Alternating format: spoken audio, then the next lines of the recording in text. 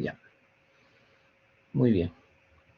Entonces vamos a compartir la pantalla y vamos a hablar sobre el cursillo terapéutico en relación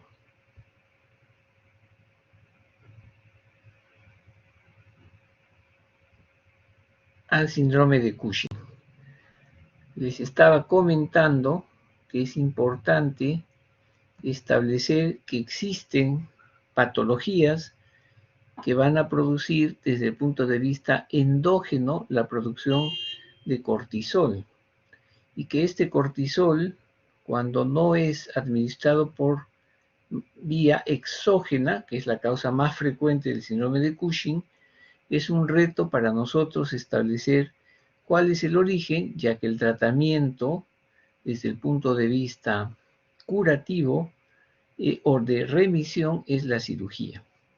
No tanto el Cushing exógeno, porque cuando hay un exceso, sabemos que la causa es exógena e independientemente de que se siga usando o no, podemos nosotros controlar este exceso a través de la disminución de la dosis del corticoide que se está utilizando, que va a depender de la enfermedad en sí en la que se utiliza. También es importante conocer que en el síndrome de Cushing endógeno, la causa más frecuente, como sabemos, es el tumor en la hipófisis. Se denomina enfermedad de Cushing. Pero que hay un 20% de tumores que dependen del ACTH, pero que no necesariamente están en la hipófisis. Y es lo que hay que buscar. Ahora, les había comentado, para, digamos, centralizar la idea, de que cuando existen tumores que presenta clínicamente un paciente endógenamente esta acumulación de corticoides y las manifestaciones sistémicas que no estén localizadas en la hipófisis se llama síndrome de Cushing. Y cuando está localizado en la hipófisis y depende de la ACTH se llama enfermedad de Cushing. También les había referido entonces que desde el punto de vista epidemiológico, esta es una data importante, casi de 500 pacientes, en los cuales la clasificación y por ende la posibilidad de localizar cuál es la fuente es ACTH dependiente o ACTH independiente. Conocer esto es importante porque el tratamiento que vamos a dar va a depender de dónde está clasificado y qué tipo de tratamiento es el que va a recibir el paciente. Entonces, si depende del ACTH, hay que buscar el tumor en la hipófisis, enfermedad de Cushing, pero también está fuera de la hipófisis y que depende del ACTH y se denomina síndrome ectópico del ACTH. Podemos encontrar entonces en los bronquios, en el timo o tumores carcinoides en el páncreas, pero también se ve a veces casos como cánceres en la tiroides, como es el carcinoma medular de tiroides, que va a tener una característica que es secretar ACTH. Por consiguiente, vamos a tener una paciente con síndrome de Cushing y con un nódulo en la tiroides que, bueno, va a tener ciertas características clínicas como diarreas crónicas y la tumoración. Pero también existen casos en los cuales existen, digamos, síndromes de Cushing, pero que no van a depender de la ACTH. Y la segunda causa en general en la que debemos de buscar es adenomas en la glándula renal. Miren, 18% de esta publicación, cáncer de la suprarrenal 6%, existen los denominados complejos de Carney, que vienen a ser alteraciones genéticas que se van a caracterizar por tumores, incluidos tumores, digamos, dentro del corazón, que vamos a ver más adelante. Pero también existen expresiones ectópicas en la membrana de los receptores de ciertos péptidos, como es el péptido inhibitorio gástrico, las catecolaminas, o también, digamos, pueden expresarse como las gonadotrofinas coriónicas, ¿no? Entonces son síndromes que van a representar el 3% y que van a producir ACTH. Por consiguiente, llegar a localizar para curar, en este caso operar, es a veces un poco complicado. Pero entonces tenemos que pensar en este cuadro que la primera causa es un tumor en la hipófisis, la segunda causa un adenoma en la suprarrenal, la tercera causa, si es dependiente del ACTH, buscar bronquio, buscar páncreas y también tiroides. Recuerden desde el punto de vista anatómico, ¿no? La glándula suprarrenal derecha e izquierda se encuentran encima del riñón. Estas glándulas van a tener básicamente este corte anatómico, la corteza y la médula. Y como van a ver ustedes, tienen múltiples funciones dentro del sistema nervioso simpático, pero también la localización de diferentes hormonas dentro de la corteza o de la médula van a tener ciertas zonas, como ustedes ya saben desde el punto de vista anatómico. La zona glomerular, que va a secretar la aldosterona y cuya función pues va a ser inducir la reabsorción del sodio y la salida del potasio. Tiene la particularidad de mantener la presión arterial, y el cortisol, que se encuentra en la zona fascicular de la corteza, pues tiene diferentes funciones, producción de glucosa, lipólisis, etcétera, etcétera, que ustedes ya lo han visto, inclusive fijar el calcio al hueso. Y en la zona reticular existen las denominadas hormonas androgénicas, ¿no? Como la de hidroepiandrosterona y la androstenodiona, que van a tener efectos en cuanto a inducir el crecimiento, pero también a desencadenar la pubertad. Entonces es importante saber que en la zona glomerular también está la relación del potasio con el sistema de la angina, la regulación de la presión arterial a través de la angiotensina. Entonces, importante la acción que hace desde el punto de vista hipofisiario la ACTH. La ACTH tiene múltiple e importante acción sobre la zona fascicular, donde va a producir el cortisol. Por consiguiente, este cortisol es la principal hormona que va a regular la producción de ACTH a nivel hipofisiario.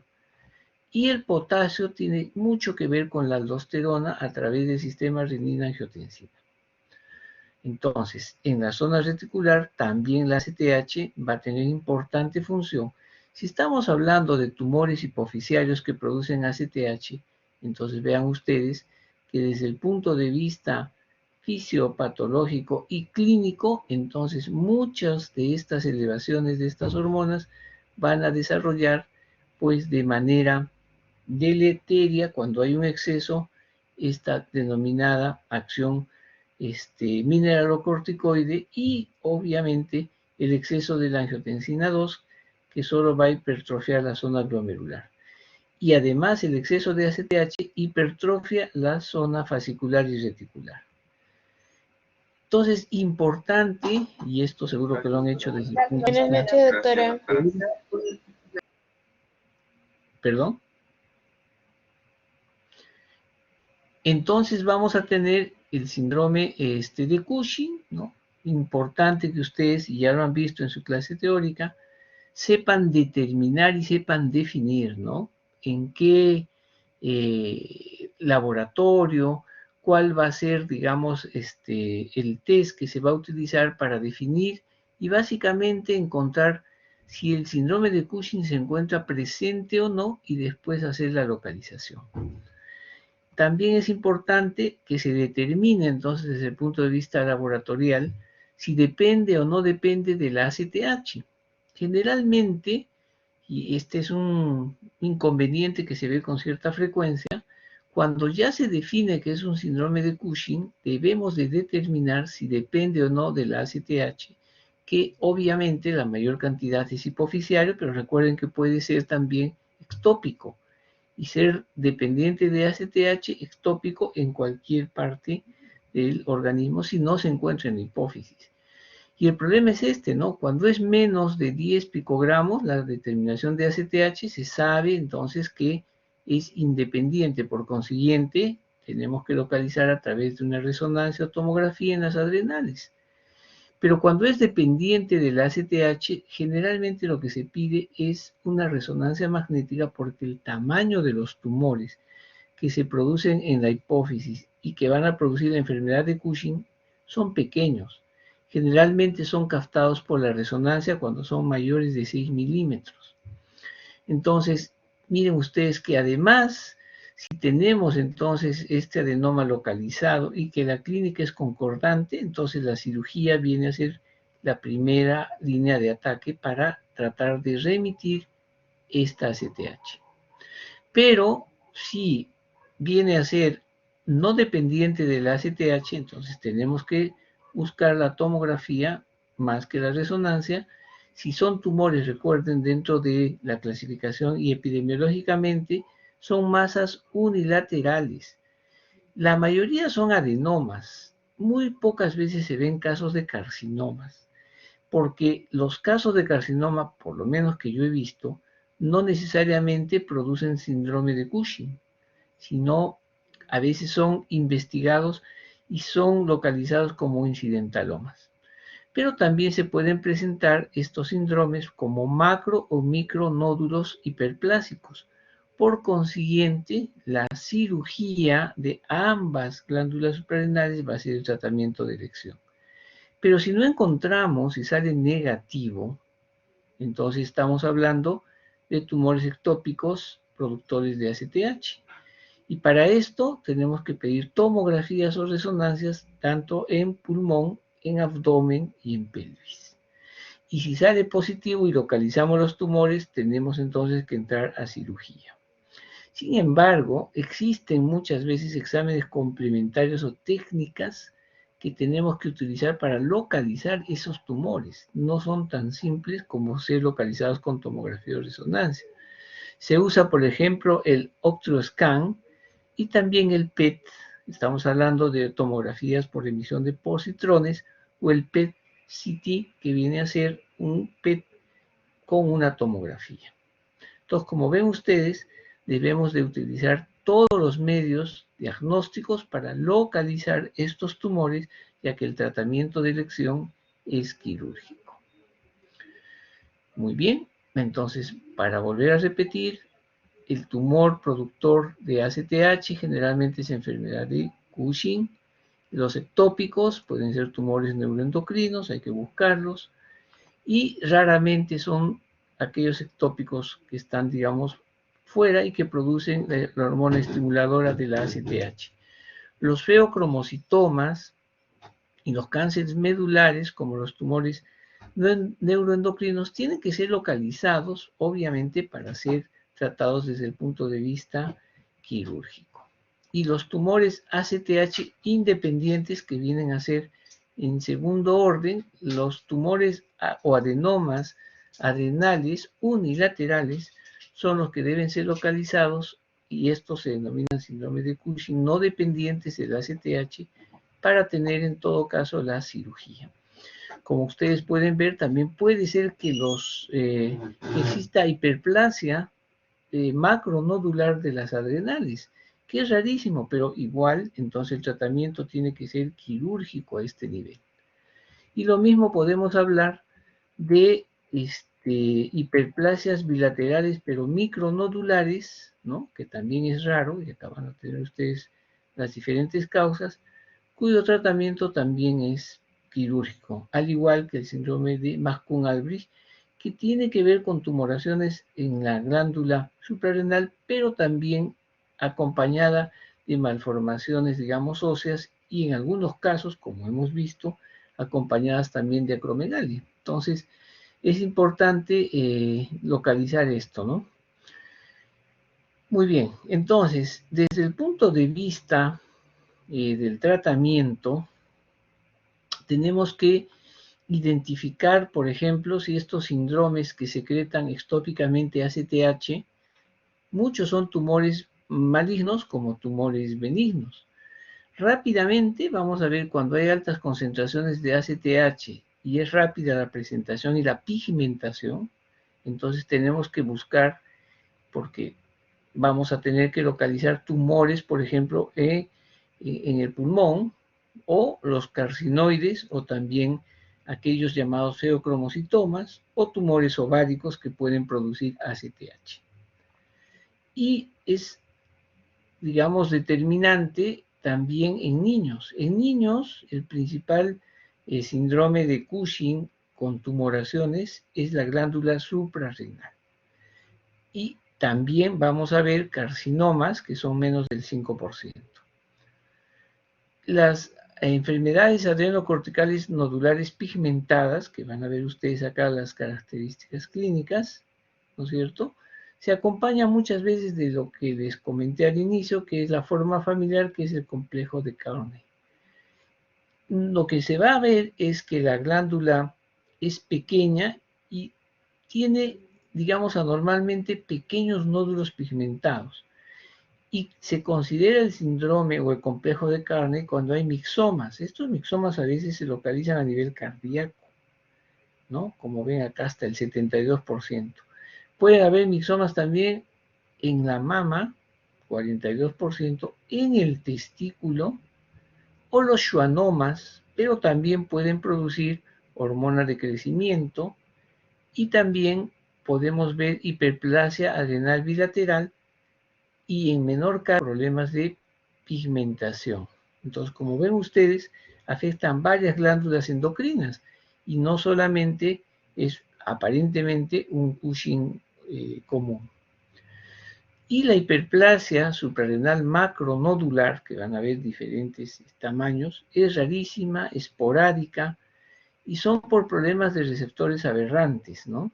Y la secreción del cortisol también es regulada por otro tipo de hormonas, como la vasopresina y la serotonina. Muy bien. Entonces, como vemos, estos son estudios y metaanálisis donde nos está mostrando pues que si tengo un paciente con síndrome de Cushing y no lo trato, entonces la mortalidad de estos pacientes básicamente va a estar incrementada, y sobre todo por problemas cardiovasculares. Muy bien, visto esta introducción, entonces tenemos que hablar sobre el tratamiento de primera línea, que habíamos manifestado desde el inicio. Las guías recomiendan que si tenemos ahí un tumor productor de ACTH, el tratamiento tiene que ser quirúrgico. Generalmente, cuando es enfermedad de Cushing, se hace una cirugía transesfenoidal para quitar ese adenoma. Pero si vamos a ver que es un problema de tumor unilateral, entonces tenemos que resecar ese tumor desde el punto de vista derecho o izquierdo donde esté localizado.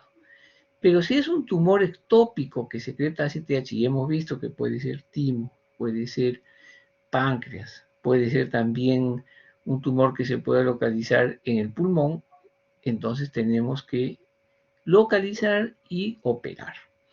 Cuando hay hiperplasia bilateral macro o micronodular, debe haber una resección bilateral de las adrenales y dar terapia médica con bloqueadores de los receptores.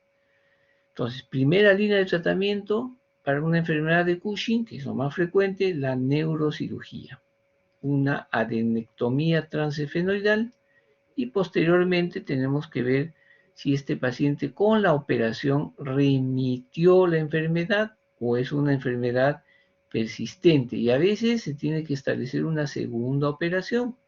Si no es posible la segunda operación, entonces vamos a la radioterapia, y como tratamiento, digamos ya último, hacemos una adenectomía bilateral.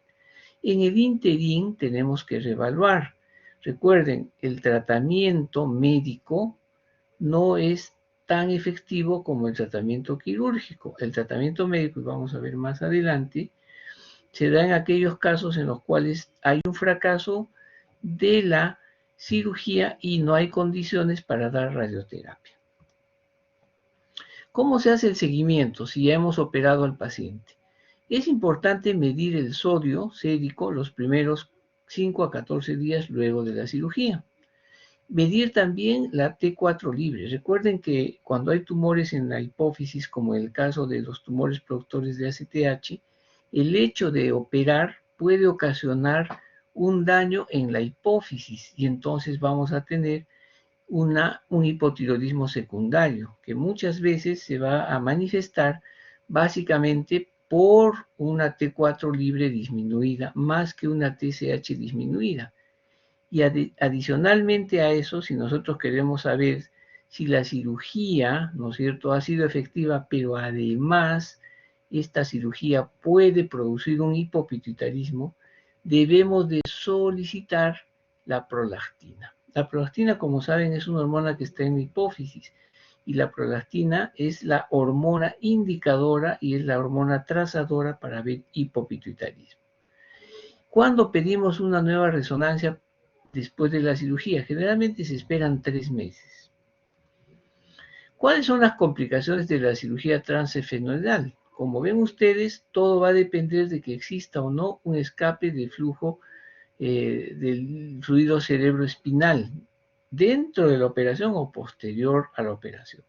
Generalmente se presenta en 7.5. Si tenemos entonces estas llamadas fístulas después de la operación, puede haber una meningitis como complicación más frecuente.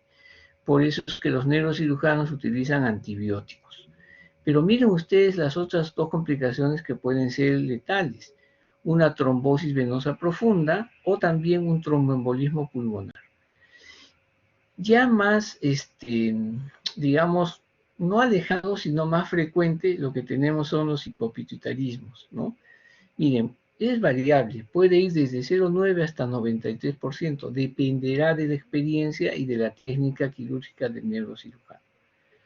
Y además, estos pacientes que en exceso tenían producción de cortisol, cuando rápidamente son retirados los tejidos que producían el cortisol, puede instaurarse una insuficiencia adrenal por el hipopituitarismo y dependiendo del tiempo, estas pueden ser permanentes o transitorias. Y el hipopituitarismo puede ser un predictor de la remisión de la enfermedad luego de la cirugía.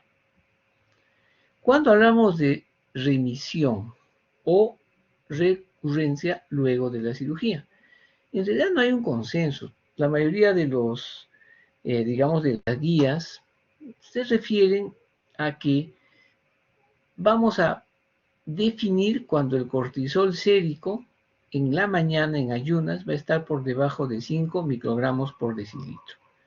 O le vamos a tomar un cortisol libre en orina que va a estar menos de 10 o 20 dentro de los 7 días de la cirugía. Generalmente se mencionaba que se podía determinar el cortisol al día siguiente de la operación, pero como les vuelvo a repetir, me imagino que en la parte teórica habrán visto también eso, existe mucha, digamos, discrepancia y no hay un consenso. Lo importante es que el paciente, digamos, trate o que en el paciente se trate de resolver y que la cirugía sea un éxito. Y esto se demuestra cuando tenemos o recibimos el reporte de la anatomía patológica, donde lo que vamos a encontrar básicamente es el informe inmunohistoquímico, donde nos van a decir que las células eran productoras de ACTH. Este es un estudio muy importante en 215 pacientes, un seguimiento que se hizo entre el año 92 al 2006. Miren, la remisión inicial 85%. Y después de un estudio de 5 años, la remisión, es decir, que ya, entre comillas, se habían curado, bajó a 54%. Y eso dependía de qué? No solamente de los años en los cuales se había supervisado, sino cuál era, cuál era el, digamos, el valor de el cortisol después de la cirugía. Entonces, importante saber si el valor del cortisol después de la cirugía es menor de 5, por eso les mencionaba, entonces la posibilidad de que 5 años después este cuadro hubiera remitido. Recuerden que se habla de remisión. ¿Por qué de remisión? Porque los tumores hipoficiarios productores de la ACTH, al igual que otros tumores en la hipófisis, no necesariamente al operar ya estamos curando, porque existen teorías en las cuales puede haber otra vez aparición de otros tumores que produzcan ACTH. ¿Por qué? Porque existe pues una inhibición de aquellos oncogenes que son los inhibidores o la activación de múltiples genes que van a activar tejidos de crecimiento, o también van a activar los genes que van a producir mutaciones en esas células y van a poder de repente volver a tener otra enfermedad de Cushing años después. ¿Cuál es la segunda línea? La segunda línea también es una línea quirúrgica. Recuerden que les había manifestado, si el paciente no fue, digamos, remitido en esta primera cirugía, se puede hacer una adrenelectomía bilateral si no se pudo localizar la tumoración, que estamos seguros que está en la hipófisis, pero por el tamaño y por los exámenes que les he mencionado, no se localiza, entonces se hace una adrenelectomía bilateral. O de repente también es un cáncer que produce ACTH y hace metástasis. Entonces eso nos va a dar una enfermedad muy severa, por consiguiente el tratamiento de emergencia a veces es esta adrenelectomía bilateral. Se puede repetir también la cirugía transesfenoidal, ¿no? En los pacientes en los cuales no ha habido una resección completa. ¿Y cómo se sabe? Cuando tenemos el informe anatomopatológico o el paciente después de 15 días o un mes continúa también con el síndrome. La radioterapia, como ven, se usa como primera línea en los años 40 hasta 1980 para el tratamiento de enfermedad de Cushing y está sugerida en pacientes con falla de cirugía o enfermedad de Cushing. A raíz de la, digamos, evolución y el desarrollo tecnológico, actualmente ya se cuenta en la mayoría de los centros, por lo menos aquí en nuestro país, y la experiencia de los neurocirujanos, ya técnicas en las cuales se va a poder abordar desde el punto de vista laparoscópico esa zona y la posibilidad de éxito en la remisión es mayor. Entonces, esta radioterapia, antes, por ejemplo, era la primera línea. Con la efectividad y las técnicas quirúrgicas, vamos a mirar, ¿no? Si es que el paciente falla en la cirugía o recurre, o sea, otra vez el tumor y no es posible operar, entonces tenemos que ver la radioterapia convencional o la radioterapia estereotáctica. Ideal la radioterapia estereotáctica. ¿Por qué? Porque va a llegar a la posición precisa del tumor. El más usado es la radiación ionizada. Lamentablemente no hay muchos centros y hasta hace años estábamos usando la radioterapia convencional. Pero miren ustedes, es una radiación también ionizada, pero las dosis diarias son casi de un mes. Y dependiendo de la localización, obviamente vamos a tener un efecto mucho más negativo porque la radiación no va a ir exactamente a la posición del tumor, sino va a ir a la hipófisis y puede dañarla. ¿Cómo sabemos si después de la radioterapia el paciente ya ha tenido un éxito? Pues hay que medir el cortisol sérico, hacer la prueba con la dexametasona de 1 miligramo, o también podemos medir el cortisol libre en orina de 24 horas, pero sin medicación a los 6 o 12 meses para evaluar el efecto de la radioterapia. Esta reoperación a las que les menciono va a depender, ¿no?, de que la enfermedad persista. Si la enfermedad persiste y no es posible reoperar, entonces tenemos que entrar a la adrenelectomía bilateral o también a la radioterapia. Veamos el tratamiento farmacológico. El tratamiento farmacológico no se da solamente como un tratamiento, digamos, de segunda o en este caso de tercera línea, sino que se puede utilizar incluso para preparar al paciente para la cirugía. Y luego de la cirugía, en pacientes que no hayan remitido con o sin radioterapia, también se puede utilizar, porque lamentablemente no hay forma de controlar este exceso de la producción de cortisol. También se puede dar tratamiento farmacológico cuando no se estableció un diagnóstico o los pacientes no eran candidatos a cirugía. También cuando hay una cirugía no satisfactoria, ¿no es cierto?, y hasta que nosotros vayamos considerando las otras posibilidades, dentro de ellas una cirugía bilateral de anerectomía, entonces podemos ir utilizando el tratamiento médico. Existen, por ejemplo, pacientes que tienen cáncer de suprarrenal, carcinomas suprarrenales. Por consiguiente, estos pacientes son rápidamente o hacen cuadros severos, ¿no?, de síndrome de Cushing, y muchas veces necesitamos aliviar los signos y los síntomas bloqueando la producción del exceso, digamos, del cortisol.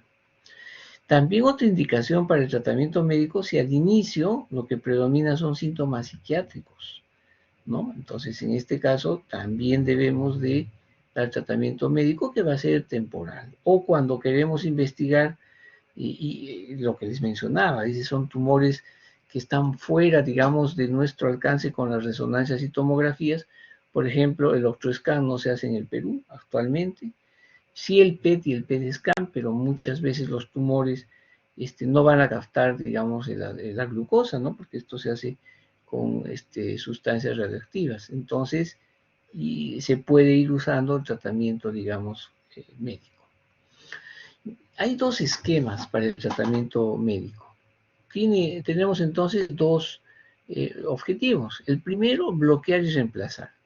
¿Cuál es el objetivo entonces? La ablación de la secreción del cortisol y adicionar una terapia glucocorticoide, porque a veces bloqueamos de tal manera que los pacientes se vuelven ya también con insuficiencia suprarrenal. Entonces a veces debemos manejar el medicamento para bloquear, pero a veces el bloqueo es total y entonces vamos a tener que usar de repente corticoides en mínimas dosis para que no se dé un bloqueo total y tengamos ya también una insuficiencia suprarrenal.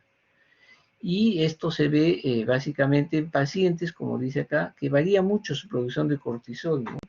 Y es variable y que necesitan una dosis mucho mayor o además dosis adicionales, ¿no?, de la medicación. Pero también lo más importante no es solo bloquear y reemplazar, sino normalizar. Pensamos que el objetivo principal de todo tratamiento, ya sea quirúrgico o médico, es normalizar el nivel del cortisol. No siempre se va a lograr, por consiguiente, se tiene que individualizar cada paciente. Y el tratamiento entonces médico tiene, como ven ustedes, agrupados a los medicamentos en diferentes acciones. Primero, aquellos medicamentos que van a bloquear, ¿no es cierto?, la secreción de cortisol. Y dentro de ellos tenemos el ketoconazol, la metilapona, el etomiodato, mitotani. No usamos mucho este de acá, que es el aminoglutamine, pero sí estos de aquí. Pero también podemos utilizar drogas neuromoduladoras. Dentro de las que están acá, en algún momento se usó bastante la dopamina o análogos de la somatostatina, ¿no? O también antagonistas de la serotonina. Y también tenemos un nuevo paso que es receptores, ya no, digamos, bloquear la producción o el exceso, ya no inmunomodular, sino ir hacia el receptor del corticoide y competir. A esto se llaman antagonistas del receptor y dentro de ellos está la cabeza, el mifepristone. Entonces vamos a ver un repaso de cómo actúan estos medicamentos en el tratamiento médico. Este cuadro nos habla entonces de estos inhibidores como el ketoconazol, como la metilapona, el mitotane, el etomidato y aquellos que directamente van a disminuir la producción de ACTH de la hipófisis, como es la cabergolina. El pasireotide es un análogo de la somatostatina y es el que se está trabajando y se está, digamos, con mucha mayor relevancia utilizando. Luego, los receptores, como habíamos mencionado. Cada uno de ellos, como van a ver ustedes, tienen indicaciones, tienen sus pro, pero tienen sus contra. Y muchos de estos tienen sus contra porque tienen mucho efecto secundario, efectos adversos. Por ejemplo, miren, el ketoconazol puede, y es el más importante, produce problemas gastrointestinales o hepáticos severos, que incluso puede producir una discrasia y la muerte. Producen hipogonadismo en los varones y obviamente van a requerir actividad biológica ácida para la absorción. Este otro medicamento, que es el metilapone, tiene efectos gastrointestinales, pero también produce hirsutismo, hipocalemia y el mitotane, ¿no?, que se usa básicamente cuando la causa es cáncer adrenal, ¿no es cierto?, van a producir también alteraciones teratogénicas, alteraciones del sistema nervioso central, ginecomastia, ¿no? Disminución de la T4, de la hormona tiroidea, y también vamos a tener el etomidato, que es endovenoso, y que van a requerir monitoreo en UCI. Y también podemos decir lo mismo con el pasiótride, ¿no? Que se administra, pero tiene efectos adversos, diarrea, náuseas, colicistitis, hiperglicemia, ¿no? Y problemas cardiovasculares, miren, incremento de o prolongación del QT. Y también lo mismo con el mifepristone, que puede provocar fatiga, náuseas, vómitos, artralgia, cefalea, hipertensión, hipocalemia. Están las dosis acá que las vamos a mencionar en un momento. Entonces, los inhibidores de la esteroidogénesis, ¿qué ventajas tienen algunos de estos? Por ejemplo, la metilapona tiene un inicio rápido. Desventaja, virilización, hipocalemia, edema, hipertensión. El ketoconazol, lo que utilizamos con demasiada frecuencia, el problema es que su inicio es lento, que puede durar semanas y que generalmente es hepatotóxico y hay un hipogonadismo de por medio. El mitotane, que no lo tenemos así nosotros todo el tiempo, es muy lento, inicio ultra lento, pero puede producir hipercolesterolemia y efectos adversos digestivos y neurológicos. Y el etomidato, que es muy rápido y tiene un efecto por ser parenteral. El ketoconazol, para que aquellos que no se acuerden, es un antimicótico, ¿eh? Se ha usado bastante tiempo como un antifúngico.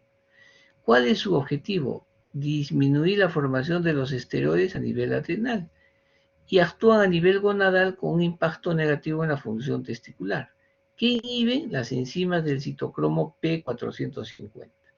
¿Cuáles son las enzimas que las van a inhibir para que no se produzca, obviamente, el cortisol? Porque recuerden que todo viene desde el punto de vista primero del colesterol. Entonces va a actuar inhibiendo estas enzimas, la 17-benreliasa, la 11-beta-hidroxilasa y la 17-alfa-hidroxilasa. Es un medicamento que viene de 200 miligramos y la dosis varía. Se pone cada 12 horas, 12 miligramos. Generalmente la dosis inicial son 2 comprimidos, ¿no? Uno en la mañana, uno en la noche. Se puede ir subiendo 2 comprimidos en la mañana y en la noche y no pasar de 1200. Como ven, su vida media es de 3 horas y requiriendo de 2 a 3 veces. Generalmente nosotros damos 2 veces al día por el proceso y el problema que tiene de hepatotoxicidad. Entonces, miren, el ketoconazol actúa a este nivel, disminuyendo entonces o actuando en cortar la producción de colesterol, la pregnenolona. Habíamos dicho que también inhibe la 17-hidroxilasa, por consiguiente no se va a formar la dehidroepiandrosterona y también la 17-alfa-hidroxilasa para que no se forme la androstenediona. Tiene esos dos mecanismos, pero sobre todo aquí corta esta vía para que no se forme la aldosterona. Y también al cortar ambas, la 17-alfa-hidroxilasa y la 17, digamos, hidroxiprogesterona, no va a haber la formación de cortisol. Los otros, como el mitotane, van a ver que actúa a ese nivel, pero también el mitotane actúa en la 11-beta-hidroxilasa. Entonces, miren, esta enzima lo que participa es en la producción de aldosterona, que es cortada por el medicamento, pero también bloquea la 11-beta-hidroxilasa para que no se produzca cortisol. Entonces, todos estos medicamentos actúan de esa manera. Y aquí tenemos este metaanálisis, ¿no? Con ketoconazol.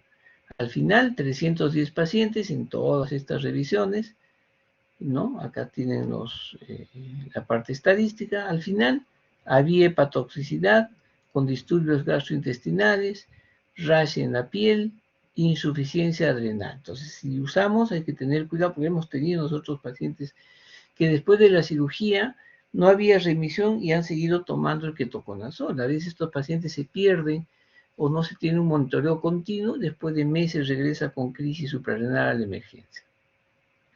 En el 2013, como dice tanto la FDA como la Agencia Europea de Medicamentos, advirtieron, ¿no?, que el uso de ketoconazol era muy hepatotóxico. Y entonces por eso es que en el tratamiento nosotros tenemos que hacer un seguimiento viendo las enzimas hepáticas, porque se ha visto que puede aumentar hasta un 18% de los casos. Y hay que tener cuidado cuando administramos con un inhibidor de bomba de protones, por ejemplo, omeprazol, algunos de estos es omeprazol, porque van a reducir el ácido gástrico, que es crucial para la dilución y absorción de la droga. Entonces no se puede dar con estos medicamentos en conjunto. El otro inhibidor de la esteroidogénesis del cortisol es el metilapone. También, miren, actúa inhibiendo a la enzima 11-beta-hidroxilasa. Es un derivado de la piridina. Por vía oral, los comprimidos son de 500 y miren la dosis hasta 6.000 miligramos. La vida es un poquito más corta, 0.7 horas, por lo que se debe dar 4 veces al día. ¿Qué hace? Aumenta el ACTH, sugiriendo que la secreción de ese ACTH puede anular el bloqueo de la esteroidogénesis. Quiere decir que hace como un feedback negativo, porque aumenta el ACTH para anular la esteroidogénesis. Y también que se ha visto que hay una sobreproducción de precursores de andrógeno y mineralocorticoides, porque como aumenta el ACTH, entonces va a haber hiperandrogenismo. Como también aumenta la secreción de los mineralocorticoides, miren, los pacientes pueden tener hipertensión, hipocalemia y un edema, ¿no?, que se va a limitar de acuerdo al tratamiento que van a utilizar. Entonces, ver en qué caso voy a dar el metilapone, ¿no? Por eso es que a veces preferimos dar el ketoconazol. Y acá están los estudios, ¿no?, que demuestran en 120 pacientes el metilapone, los efectos adversos: hirsutismo, hipocalemia, fatiga, cefalea y artralgias. El etomidato también es un derivado del imidazol, es un potente, ¿no es cierto?, inhibidor de la esteroidogénesis adrenal. También inhiben la 17, la 11-beta-hidroxilasa y también la 17-20 liasa. Es decir, bloquean bastante la síntesis de aldosterona sintetasa. Es la única droga que se da de manera parenteral para el tratamiento de Cushing. Se da bolos, como también se ha utilizado el etomidato, a veces como anestésico. Una infusión constante se requiere para las siguientes 24 horas. ¿Cuál es el problema? Complicaciones agudas, mioclonía, náuseas, distonías, y en un tercio de estos pacientes. Entonces hay que tener mucho cuidado. No hemos usado mucho el etomidato. Lo hemos usado en algún caso para cierto tipo de pacientes. El que sí hemos visto la utilización, sobre todo de los colegas oncólogos, es aquellos pacientes que tienen carcinomas adrenal que hacen metástasis. El mitotane, ¿no? Generalmente es un quimioterápico, son propiedades adrenostáticas y adrenolíticas. ¿Cuál es el efecto? Tienen un efecto citotóxico, como dicen las crestas mitocondriales, lo que va a causar un edema mitocondrial, luego una lisis y muerte celular, es decir, una apoptosis adelantada de las células que van a producir el cortisol. La actividad adrenostática se basa en la inhibición de la 11-beta-hidroxilasa, la 18-hidroxilasa y la 3-beta-hidroxiesteroide deshidrogenasa. Como ven, este mecanismo es diferente, perdón, a las anteriores medicaciones. Se da por vía oral y la dosis es de 1 a 12 gramos al día. Cuando se utiliza hasta los 3 meses, recién a partir de ese tiempo se va a ver un efecto. Y la vida media, como ven, es de 18 a 159 días. Los efectos adversos, ningún medicamento, como les menciono, es inocuo, son básicamente gastrointestinales, ¿no? Entonces vamos a tener rash en la piel, signos neurológicos, desórdenes lipídicos y la leucopenia. La cabergolina, que se utiliza bastante para los tumores productores de prolactina, es un agonista dopaminérgico. ¿Cómo actúa este medicamento? Normaliza la secreción de ACTH, cortisol y una significativa reducción del tumor, porque actúa obviamente sobre los receptores tanto de la secreción de hormonas como el tamaño tumoral. Estos son los estudios que se han hecho. Acá tenemos 88 pacientes, náuseas, vómitos y también astenia es lo que se ve.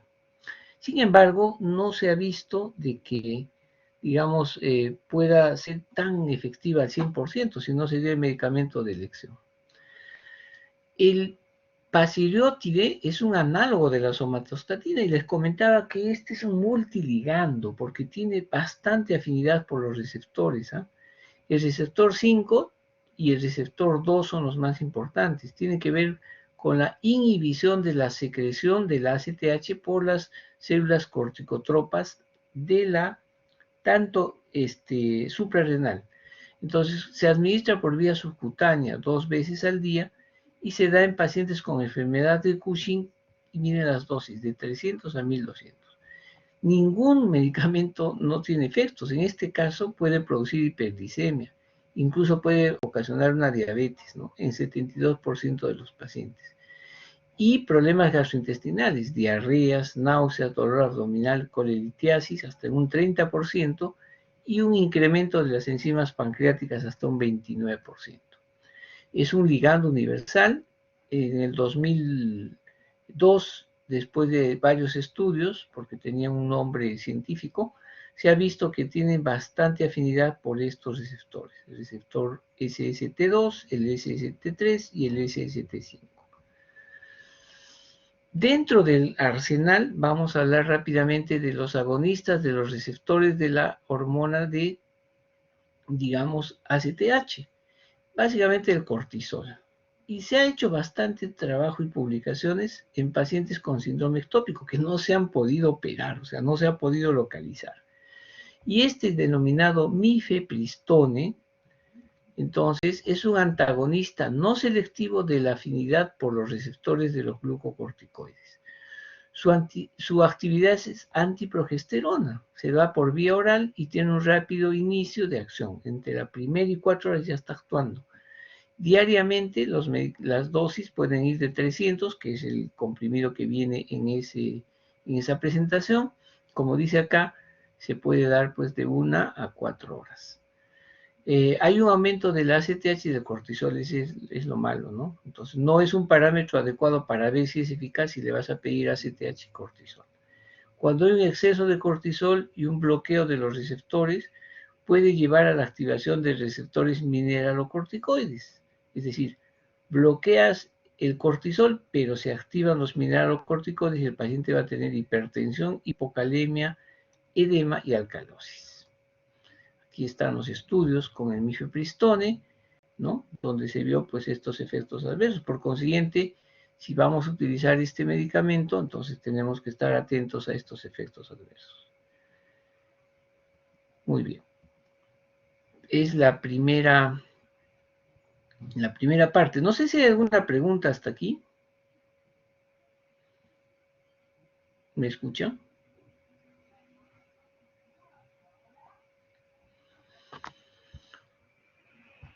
Sí se la escucha, doctor.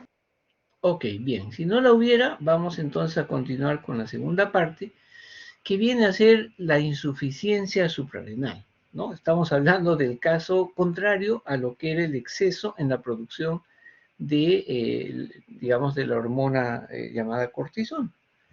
En el caso de las insuficiencias suprarrenales, vamos a definir esta insuficiencia suprarrenal como una inadecuada producción ya también de los corticoides, de los mineralocorticoides o de ambos.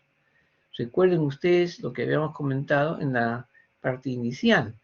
Vamos a tener entonces la glándula suprarrenal. Miren el tamaño, esta es una glándula suprarrenal normal que tiene la capa amarilla, como ven acá, que es la corteza, y la capa en color rojo, que es la médula, ¿no? Acá lo podemos ver cuánto es el peso y el tamaño de cada uno.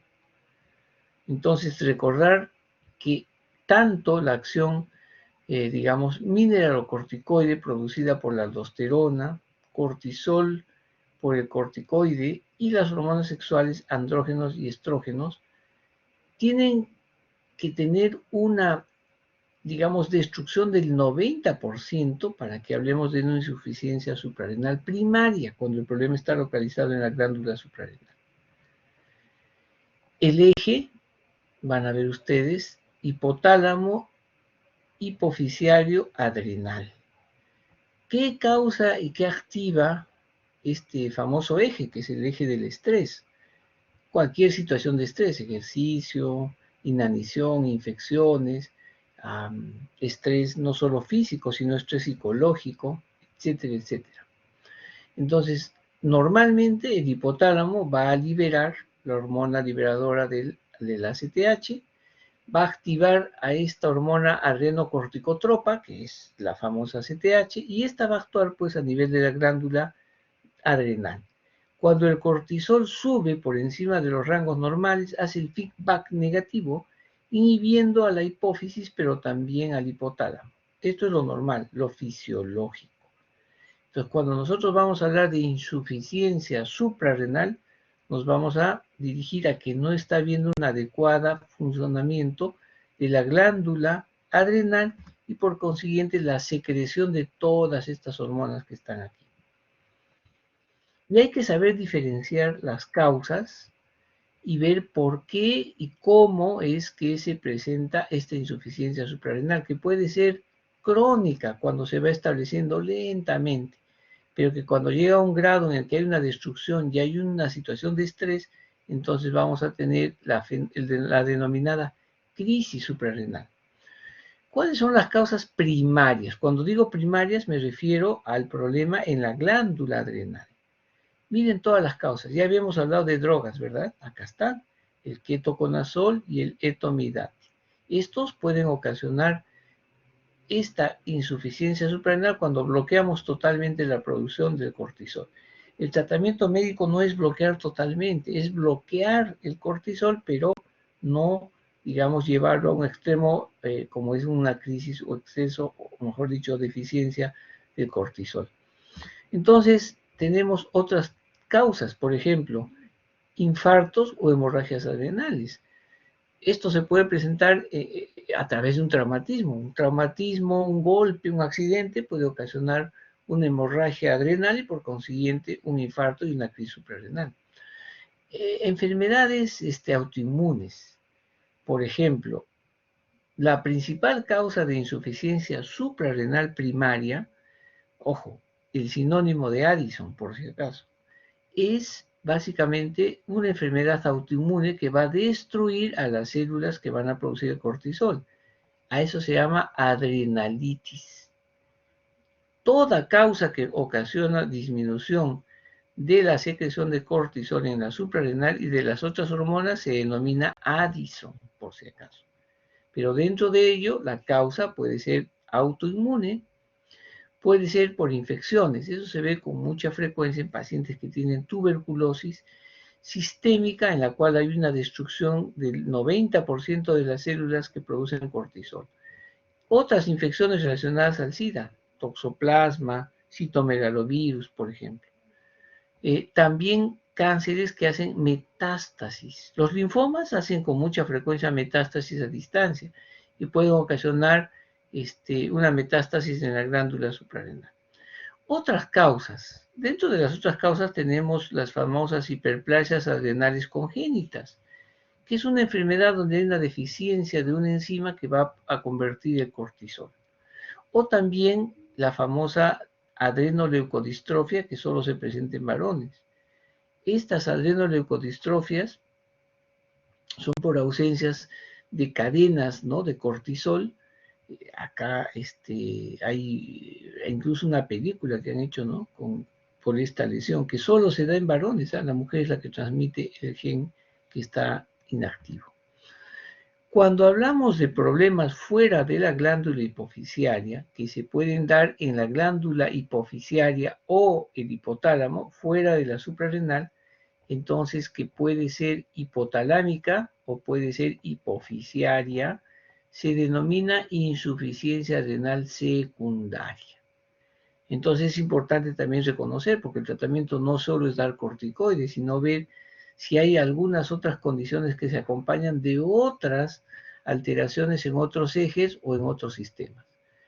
¿Cuál es la principal causa? Apoplejía. ¿A qué nos definimos con apoplejía? Cuando hay una disminución de la irrigación en la hipófisis, por consiguiente no va a haber secreción de la ACTH, pero no solo la ACTH, hormona de crecimiento, TSH, prolactina. Cuando hay cirugías, ¿no?, operaciones de la hipófisis, ya lo vimos cuando hay la operación de la enfermedad de Cushing, cuando el neurocirujano tiene que entrar a la hipófisis. No solo por el Cushing, cualquier tumor hipofisiario que necesite cirugía, existe una manipulación, por consiguiente una disminución no solo del ACTH, sino también una disminución de las otras glándulas. Les había dicho, injurias o traumatismos cerebrales. Existen, así como en la glándula suprarrenal, la adrenalitis autoinmune, puede haber una enfermedad autoinmune en la hipófisis que se llama hipofisitis linfocítica, que es una infiltración de la hipófisis, y la hipófisis se forma como si fuera una pelota de tenis. Y obviamente puede ocasionar insuficiencia suprarrenal. Enfermedades infecciosas como la tuberculosis, tumores en la hipófisis o en el hipotálamo, que van a hacer metástasis y van a reemplazar a las células buenas.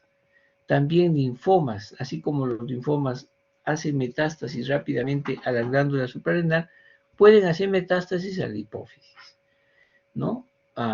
Hemorragias subaracnoideas, radiación, drogas, habíamos hablado acá del acetato de megestrol, y otros. Por ejemplo, acá viene una causa exógena. Si el paciente está tomando en exceso corticoides, no vamos a decir, se automedica la mayoría, pero otros sí tienen indicación médica. Los que tienen indicación médica, ejemplo, lupus, ejemplo, problemas autoinmunes, por ejemplo, artritis reumatoidea, por ejemplo, pacientes que tienen púrpura trombocitopénica idiopática o tienen problemas hematológicos que van a requerir corticoides. Entonces, el exceso va a bloquear la producción del cortisol. Ese bloqueo se da a nivel secundario. El exceso de cortisol hace el feedback y la hipófisis ya no produce ACTH, ¿no? Otras enfermedades como sarcoidosis, por ejemplo, que es una infiltración de la hipófisis, que puede infiltrar incluso el hipotálamo, o el denominado síndrome de la silla turca vacía. La mayoría son tumores que mueren, entonces la hipófisis se aplasta y el líquido cefalorraquídeo ingresa. Y entonces una causa de insuficiencia suprarrenal es esta enfermedad. Es importante recordar, ya que habíamos hablado de que la regulación de la presión arterial en la insuficiencia suprarrenal primaria está dada básicamente por el sistema renina-angiotensina y no solamente la aldosterona. Normalmente, fisiológicamente, si la glándula adrenal está bien, la aldosterona va a actuar con el sistema renina-angiotensina y esto lo que se va a producir es una excreción de potasio normal con una retención de sodio, por consiguiente una retención de fluido en el túbulo contorneado distal, y esto va a dar el flujo renal y el flujo sanguíneo normal. Pero si yo tengo una insuficiencia suprarrenal, primaria, entonces no va a haber, digamos, la acción de la aldosterona que baja, el potasio es retenido, hipercalemia, el sodio se pierde, hiponatremia, y hay una depresión de fluidos, hipotensión arterial. Entonces, eso es lo que hace que aumente la renina y obviamente vamos a tener hipotensión arterial dentro de una insuficiencia suprarrenal primaria. Aquí están, como les habíamos hecho un resumen de todas las etiologías, como ustedes van a ver, todas las causas. Y lo que nos vamos a detener un rato es hablar de la crisis suprarrenal o la crisis adrenal. La crisis adrenal es una emergencia endocrina que si no reponemos los corticoides, los pacientes se nos mueren. ¿Cómo comienza? Esto no comienza de la noche a la mañana, sino poco a poco. Primero, el paciente se encuentra fatigado, se hiperpigmenta en el caso de insuficiencia primaria, particularmente en las zonas de exposición, ¿no? En la piel, en las mucosas, en las areolas de las mamas. Y no solo eso, sino también uno puede ver cicatrices que tiene la persona, se hiperpigmenta. Hay una pérdida de peso porque no come mucho. El paciente empieza a tener náuseas, anorexia. Puede bajar la presión arterial. Generalmente cuando el paciente está acostado y se sienta, hacen hipotensión ortostática. Por eso es importante medir siempre en este tipo de pacientes con el que sospechemos que tiene insuficiencia suprarrenal y medir la presión. Y después, conforme se va acercando ya el cuadro descompensatorio, vamos a tener entonces anorexia, dolor abdominal y el paciente empieza a tener hipoglicemia. Recuerden que lo que hace el cortisol es aumenta la gluconeogénesis. La hormona contrarreguladora por excelencia es el cortisol. Si no hay, entonces hay hipoglicemia, hipercalemia. Recuerden que también puede haber hipercalcemia. Entonces, esto es cuando hay insuficiencia, pero cuando ya hablamos de crisis, o sea, aquí es donde tenemos que hacer el diagnóstico. Ya la crisis, ya va prácticamente el paciente náuseas, vómitos, síncope, dolor abdominal, ¿no? Y hay una confusión, y el paciente, ¿qué te hace? Hipotensión, hiponatremia, hipercalemia, hipoglicemia. Y si no tratamos urgentemente administrando corticoides, el paciente se nos muere. Existen situaciones especiales, que los había referido, como causas de insuficiencia adrenal primaria. Infantes, niños o adultos que tienen lo que se llama hiperplasia suprarrenal congénita. No hay la producción de esta hormona 17-hidroxiprogesterona. Entonces, esta hiperplasia suprarrenal congénita se puede presentar básicamente al nacer, y eso es lo que llamamos a veces genitales ambiguos, ¿no? Cuando hay un crecimiento en el caso de los varones del pene y en el caso de las niñas al nacer, el crecimiento básicamente del clítoris. Entonces, estos niños nacen con crisis suprarrenal y obviamente el tratamiento es corticoides. Pero si estos tienen más de 6 meses y sobreviven, la que no se produce es la 21-hidroxilasa. Hay anticuerpos contra esta. Y entonces vamos a tener otro tipo de enfermedades, enfermedades autoinmunes, que no solamente son en la glándula suprarrenal, sino las denominadas neoplasias endocrinas múltiples, que pueden ser también la tiroides. Habíamos hablado de la adrenoleucodistrofia, cuando hay solo en varones la presencia de mutaciones genéticas ligadas al cromosoma Y. Habíamos mencionado también que puede haber enfermedades o tumores que van infiltrando o síndromes genéticos raros. Bien, vamos al manejo farmacológico en relación a lo que les había mencionado. Si yo tengo un paciente que tiene insuficiencia suprarrenal y básicamente lo voy a captar cuando va a la emergencia, con fiebre, usualmente de 2 a 3 días, y hay una tolerancia todavía a electrolitos y a fluidos, entonces yo voy a dar hidrocortisona por vía oral. Pero si no tolera la vía oral y son adultos, tenemos que dar por vía intramuscular o subcutánea hidrocortisona 100 miligramos STAT, si son niños, 50 miligramos por metro cuadrado o lo que estimamos. Si son infantes, 25, no va a depender de la edad, y en los adolescentes le podemos dar 100. Siempre se da por vía intramuscular, o también cuando ya el paciente, digamos, va a ser sometido a cirugía y sabemos que el paciente tiene una insuficiencia suprarrenal que está siendo tratada con medicamentos por vía oral, entonces probablemente la hidrocortisona la tiene que tomar. Ahí la hidrocortisona viene de 25, perdón, de 20 miligramos y de 10. Entonces puedo darle antes de la cirugía, 2 días antes, aumentar la dosis, ¿no? Dosis de estrés, si son niños, 50 miligramos, o también dosis de reemplazo, que puede ser el doble o el triple de lo que toma. Cuando el paciente se va a someter a una cirugía electiva, obviamente hay que tomar en cuenta la anestesia, el trauma y básicamente que este paciente va a necesitar unidad de cuidados intensivos.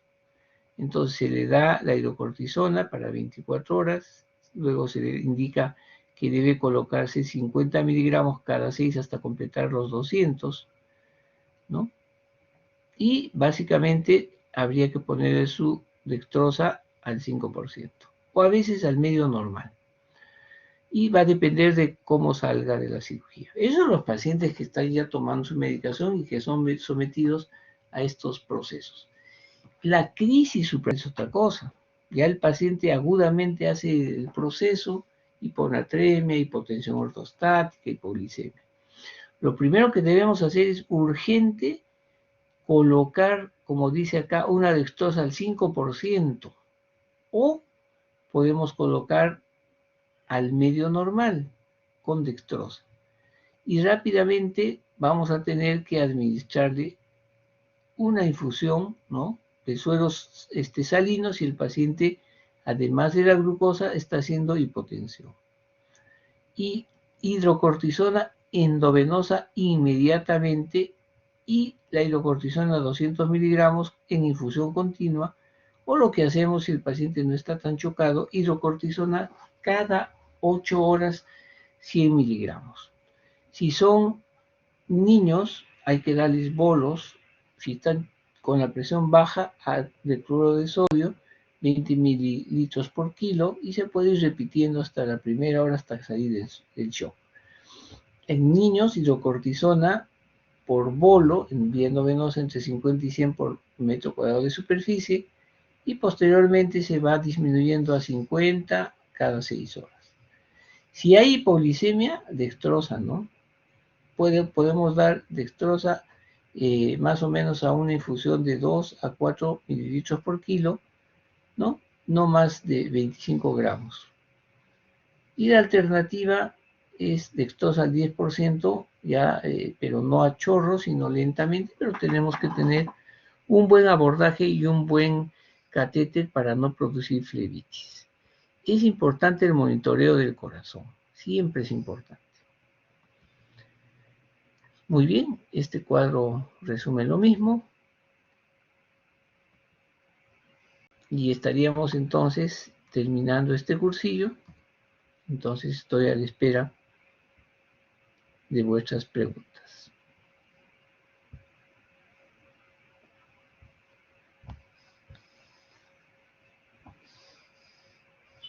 ¿Se escuchó bien? ¿Se entendió? Por favor, quisiera vuestros comentarios.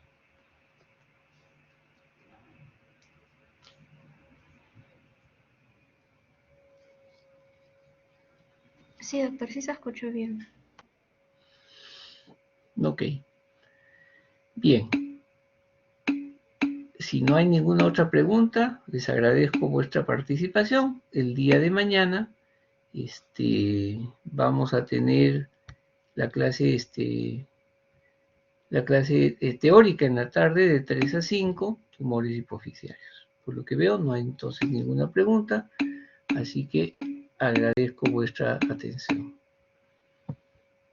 Muy bien. Muy buenas noches, que les vaya muy bien y como siempre, a cuidarse.